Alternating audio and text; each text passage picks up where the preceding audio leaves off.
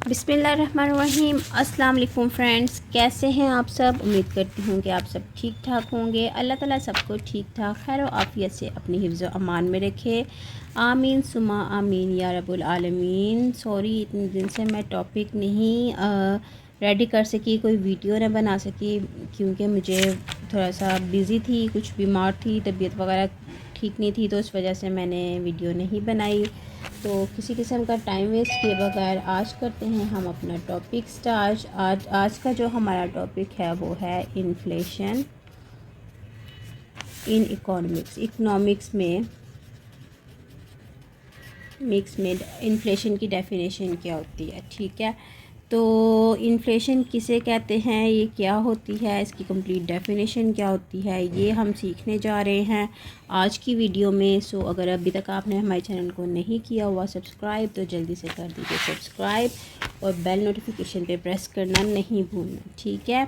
और वीडियो को लाइक ज़रूर कर दिया करें, ठीक है। Thank you so much. जी जनाब, इकोनॉमिक्स में इन्फ्लेशन की डेफिनेशन क्या होती है।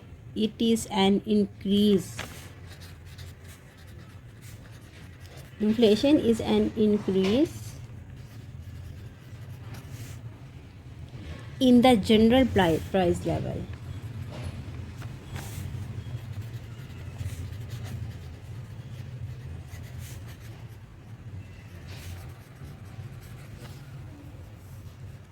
जो इन्फ्लेशन है वो इंक्रीज़ है किस में, जनरल प्राइस लेवल में।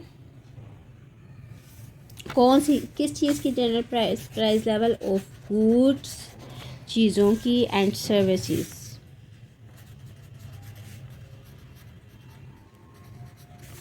In an economy.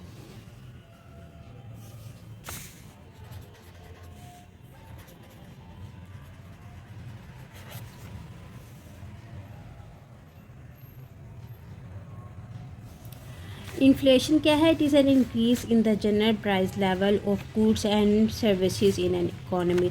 एक माशरे में जो चीज़ें चल रही होती हैं, जो सर्विसेज प्रोवाइड की जा रही होती हैं, उनकी प्राइसेस के ज़्यादा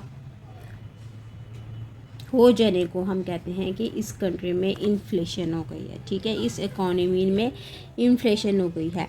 when the general price level rises, जब जो जनरल प्राइसेस हैं वो राइज हो जाती हैं तो फिर क्या होता है, each unit of currency buy fewer goods and service. तो जितने भी करेंसी के यूनिट्स हैं वो क्या करते हैं, फ्यूअर गुड्स एंड सर्विसेज को बाय करते हैं। कॉन्सिक्वेंटली मतलब कि बात ये हो गई कि जैसे ही जनरल प्राइस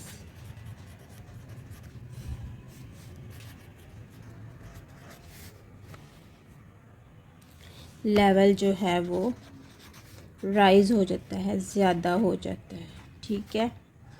तो फिर क्या होता है, each unit of currency buys, जितने भी करेंसी के यूनिट्स हैं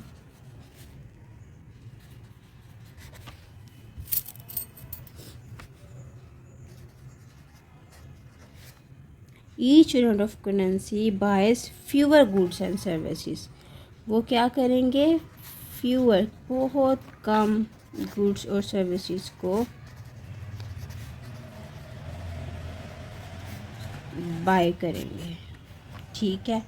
तो फिर क्या हो गया कि मतलब ये हो गया कि इन्फ्लेशन हो गई है, चीज़ों की प्राइसेस वगैरह ज़्यादा हो गई है। अब लोग जो है कम चीज़ें वगैरह बाय करना शुरू हो जाएंगे प्राइस ज़्यादा होने की वजह से। तो वैसे अगर हम देखा जाए तो इन्फ्लेशन की जो डेफिनेशन है वो ये है, inflation corresponds to a reduction in the purchasing power of money. यानी कि अगर हम उस तरह से सम अप करें तो इन्फ्लेशन क्या होती है, ये क्या कॉज करती है, क्या वो अगर दूसरे लफ्ज़ों में हम डेफिनेशन इसकी बताएं तो वो क्या हो सकती है। आपको मैं आसान लफ्ज़ों में बता दूं, रिडक्शन हो जाती है, किस में, रिड्यूस हो जाता है, कम हो जाता है परचेजिंग पावर। जो परचेजिंग पावर है लोगों ने चीज़ें परचेज़ करना शुरू करनी है तो वो कम हो जाएगी।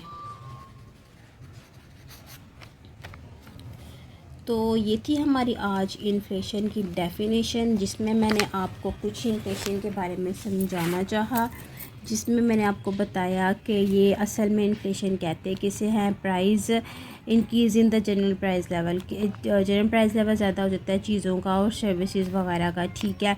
तो जो जैसे ही प्राइसेस हाई हो जाती हैं तो लोग जो है वो चीज़ें वगैरह कम बाय करना शुरू होते हैं। ज़ाहिर है किसी चीज़ की प्राइस ज़्यादा हो जाएगी तो लोग इतनी ज़्यादा महंगाई हो गई है, लोग अफोर्ड नहीं कर सकते और चीज़ें वगैरह बाय करना कम हो जाते हैं, ठीक है।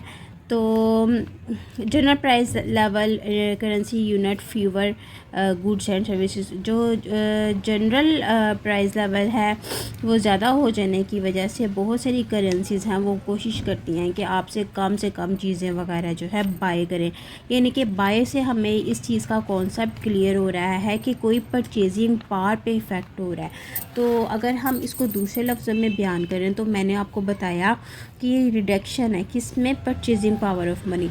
असल में अगर हम दूसरे लफ्ज़ों में इस डेफिनेशन को डिफ़ाइन करते हैं तो इन्फ्लेशन इज़ कॉज रिडक्शन, इसकी वजह से रिडक्शन हो जाती है। रिडक्शन किसे कहते हैं, कमी हो जाती है किसमें, purchasing power of money. Money की जो परचेजिंग पावर है वो कम हो जाएगी, तो इसका मतलब है कि इन्फ्लेशन हो गई है, महंगाई हो गई है। तो ये थी हमारी आज की वीडियो जिसमें मैंने आपको थोड़ा सा ये कॉन्सेप्ट क्लियर किया। इसके बाद मैं आपको डिमांड पुल इन्फ्लेशन का थोड़ा सा समझा दूँगी, ठीक है। तो उम्मीद करती हूँ कि आपको मेरी वीडियो, मेरे लेक्चर पसंद आ रहे होंगे। अगर आप चाहते हैं मैं इससे भी ज़्यादा डिटेल में लेक्चर दूँ तो वो तो फिर घंटों के हिसाब से लेक्चर चले जाएंगे, पार्ट्स में बनाने पड़ेंगे। तो मुझे आप कमेंट बॉक्स में ज़रूर बताइएगा, मैं इंशाल्लाह ताला उन टॉपिक्स को भी कवर करने की कोशिश करूँगी, फिर बड़ी से बड़ी वीडियो बना दूँगी आपके लिए। मिलते हैं हम अपनी नेक्स्ट वीडियो में एक नए टॉपिक के साथ। अब तक के लिए अपना ढेर सारा ख्याल रखिएगा, दुआ में खास रखिएगा। अल्लाह हाफिज़।